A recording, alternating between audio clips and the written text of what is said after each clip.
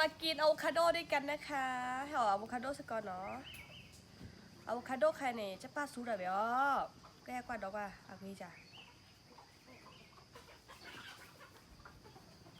โอ้ว้าวทุกปอกเลยไม่ใช่หรอ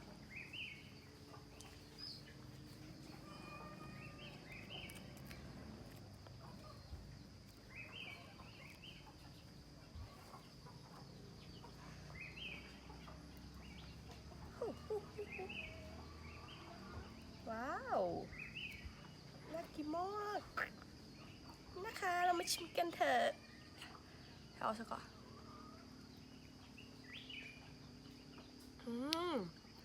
มันออกนมแล้วก็ซอสตันนูทีอะไรนะก็มู